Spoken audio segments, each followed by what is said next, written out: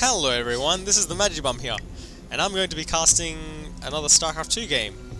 It's currently, I'm not sure what's the time here, I think it's about 4:15, so 4:15 AM, so I don't think I'm going to be sleeping anytime soon. At least that's what my mind seems to tell me. So, yeah, let's just get straight into this cast. The Terran player at the top here is going to be none other than DK. Looks like he's going to be scouting really early. I'm not sure what this is. He might be trying to put an early barracks down. And his opponent in the bottom side is going to be JubJub. Jubbity JubJub. And yeah, it looks like he's putting a pylon here. I'm not quite sure why he's doing this. I guess he's going to try and expand here and then put a couple of gateways and try and defend this. But lucky for DK, he's actually going to spot this really early on. At least, will he? Looks like the pylon is just out of range. Wow, this is incredible. He doesn't see the pylon, so when he's going to go in here, he's going to see no pylon at all, and he's going to be really confused. He's going to be like, what the hell, there's no pylon here? How am I going to know where he's going to build his structures? So I wonder what he's actually going to build here. He's going to build a gateway, and hopefully he hasn't blocked off his nexus with this. It looks like it should still be able to fit, but I'm not sure. And here we go, you should see the nexus, that gateway now. And that should be very telling of the fact that he's not going to be very aggressive. Just by the fact that this positioned over here, it means he's probably going to take an early expansion. And yeah, he's seen what he has to see, so he's going to go back. And it looks like, oh, his response is not to be defensive, but instead to be aggressive. And this is a good decision by him, just because, well, yeah, it's actually a good decision. Oh, whoa, 3 gateways. Wow, this is incredible. And you can't really, I don't know if you can actually afford 3 gateways with this. Like, you can obviously afford to build it, but I'm not sure if you can actually afford to produce out of all this, with, especially with the amount of probes he has. He doesn't have the full saturation, let alone the optimal 3 per mineral patch. So I'm not sure how he's going to be able to afford to build out of all 3 of these. I guess he must be compensating for being in the Bronze League. After all, these are Bronze League games, and as such, these games are not going to be done by professional players who can afford to, I don't know, I guess get away with having one less gateway. But look, all these gateways are now fully done, and he's going to start building out of all these. And yeah, like I said, there's one gateway here, it's not being used at the moment. So, like, I'm not sure why it's even there. Like, I guess, yeah, see, instead of building zealots, he has to build pylons to help with the, what's called, not getting supply blocked.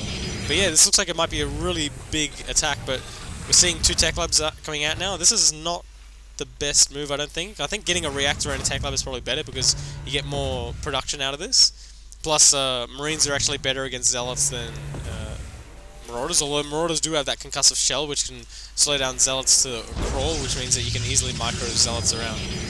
So, it looks like the Protoss player is just kind of building up his probes. It looks like he's going for a double gas now, which is strange because he's already got 3 gateways. You'd think he'd just like build a whole bunch of zealots and just walk right in.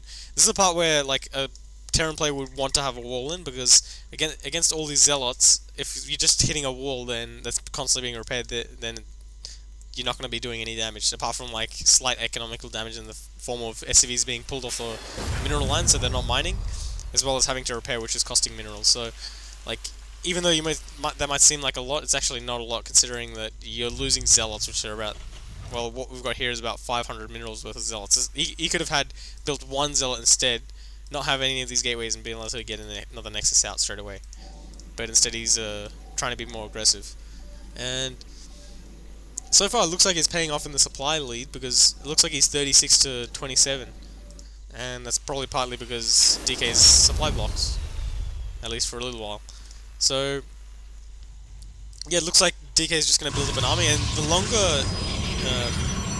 JubJub waits, that's a funny name, JubJub, and this definitely, I think, is going to block off the nexus. That pylon right there, that's definitely blocking off the nexus. He's probably going to kick himself in the teeth after he sees this. But yeah, it looks like he's just going to keep building.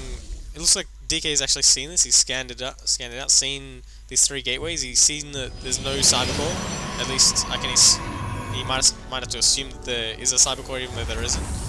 But it looks like he's not going to expand anytime soon. He knows that there's no nexus there yet, which means that JubJub is probably going to be aggressive, especially since he's seen all these zealots and he's seen all these gateways. So we're seeing a cyber core down now, and we don't see enough. Oh, we do see enough gas, yeah.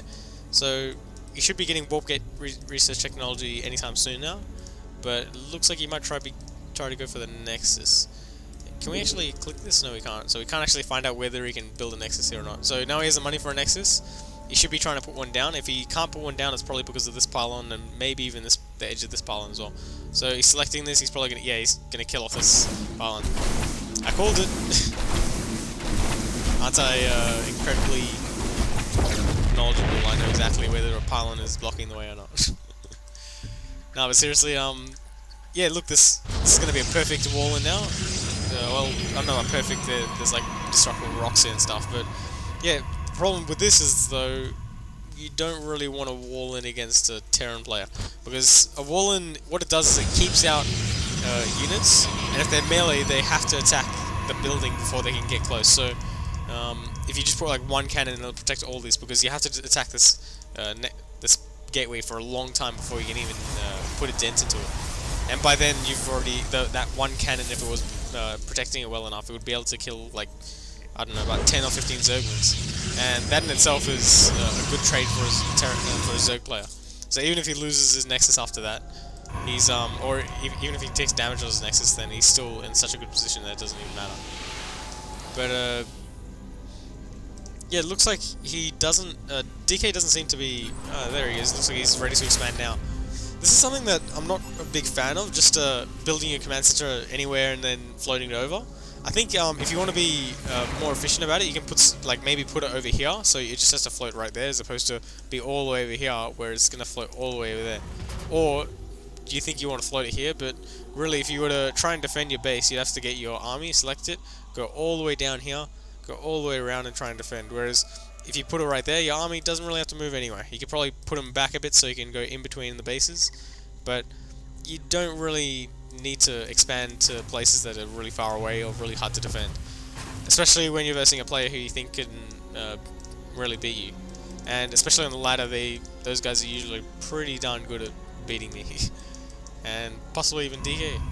So what we're seeing is 3 robotics facilities. Wow. So we're either going to see a lot of observers, or we're going to be seeing some Immortals, or even some Colossus. I doubt it's going to be Colossus though, because Colossus take up a lot of gas, and even on 2 bases, there's no way you can afford that. Just no way. But what you can afford is maybe Immortals. Get a whole bunch of Immortals out. Those Immortals are really tough as well, and especially against what we're seeing here, which is siege tanks and marauders. So we're seeing this command center go down. It's going to be landing on the low ground. He's probably going to turn into an orbital command. And yeah, he's getting a starport out now. Might want to swap that over with a reactor so he can get double medevacs out. He seems to be keeping his money low, which is pretty good. Protoss player not so much, but all the units cost so much that it's really easy to just build some more units and have no more money left. So yeah, it seems like we're having a very passive game at the moment, and yeah, we're seeing an observer and 2 immortals. So yep, aren't I impressive? I'm calling every single shot that's being called. It's almost as if I've watched this game before. And just so you guys know, I haven't actually watched this game before. This is my first time watching it, and I like to keep it that way. I don't like to get spoiled with the game to like know what's going on, but somehow I like to predict about these kinds of things. So it's kind of weird. I like to predict what's going on, but I don't like to know what's going on. I guess it ruins the excitement of like predicting and going, yeah, I got it right, as opposed to, well, I knew that was going to happen, so obviously it was easy to predict. But yeah, we're seeing, what are we seeing? We're seeing 1 immortal, 2 immortal, 1 observer, 2 observer, 3 immortal, 4. So yeah, we're seeing 4 immortals now and 2 observers being built, and yeah, it looks like JubJub. Yep. Looks like he knows how to use his chrono boost. He's using all his most valuable tech structures, I guess, and even a gateway. So yeah, it looks like he's just going to be building up a big enough force that he can defend himself. And looks like, oh, this observer's found the second base. Aha! I've seen it. Spotted it. I can see that you've only got one gas in this gas geyser. Whoa! Why am I stuttering like that? It's kind of weird. But we're seeing a medevac come out now, and this is going to help with healing, especially since these units now have stim. You really want to time getting stim with medevacs. I think this is like a really underused kind of idea, like mentality, which is like when you get something that requires health, get something that replenishes health. So when you're going for stim, get a medevac. Might as well, because you never know when you'll need one, especially when you're going for a bio play. And this looks like a lot of stalkers and not very much zealots. You really want to have like a lot more zealots than stalkers. You don't have 0 stalkers, but like 8 to 12 maybe. This looks like it's a bit too much. This is 15. Plus these immortals. This is actually a really good composition, going like immortal, zealot, stalker, because the immortals take out all the sentry. Yep, all the what's called siege tanks and marauders. They don't do splash damage though, so they're not as like cool, I guess. But they have hardened shields, so they don't take as much damage. The stalkers, they can pretty much blink, so they can be wherever they want. So the only thing that's left is Dark Templar. So it looks like DK might want to try and posture for an attack, and it looks like JubJub just kind of staying defensively, just trying to, I don't know. What he's doing though, what I can see him doing is he's starting to get at some Colossus too now, which is strange because he didn't actually have a lot of gas at the time. And whoa, we're seeing a big push come out, and I'm not sure why he just scanned there. I guess he was trying to look for whether there was like a Dark Templar guarding that and whether he had to kill it off or not. Killing off a Dark Templar is always fun because yeah, you never see it, but you can still hear it die. But yeah, on a serious note, here comes the battle coming. We're seeing a siege up by the DK. All the zealots are going down now, and it's only stalkers now. And there's a lot of marauders left over, a lot of siege tanks. All these siege tanks are going to be getting a ton of damage done because they do so much damage against those stalkers. We're seeing this Colossus go down in an instant. We're seeing all these immortals just go wiped out. Now, some people might say this is an OP build, you know. You can say that all these, there's so few units in there doing so much damage to all these expensive units. But then what you should say then is, were these units micro-effectively? Were these units in the right position? Were all these units attacking? How much did you spend on all these units? Was it worth it? Like, all these different things go into measuring how good a person is at, like, gaming, I guess. And if someone cheats, then, like, it's obvious that they're not the best kind of person when it comes to gaming. But it looks like, yeah, looks like DK is going to clean up his army. It's funny, DK actually told me recently that he thinks Colossus are weak against the Bioforce. That if a Terran goes for Bioforce, yeah, if he goes for Bioforce and he's versing a person who's only getting Colossus out, then that person going Colossus is just going to lose. I find this really strange because usually when I'm versing Colossus, I'm usually using Zerglings with those, and Zerglings pretty much get one-shotted by what's it called, the unit in oh, I've lost my train of thought. Wow, I'm really tired. It's like 4:30 now, and I'm really tired. And it looks like 3 Colossus chilling out, saying, "Hey, what's up, bro?"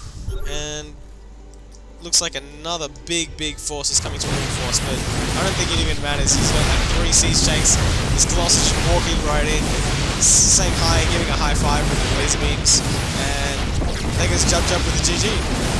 So I hope you guys enjoyed watching this game. I kind of lost my train of thought halfway through there, and I was kind of talking a bit rubbishy, yeah. So hopefully you enjoyed my rubbishy talk and my incredibly tired voice. Good night, everyone.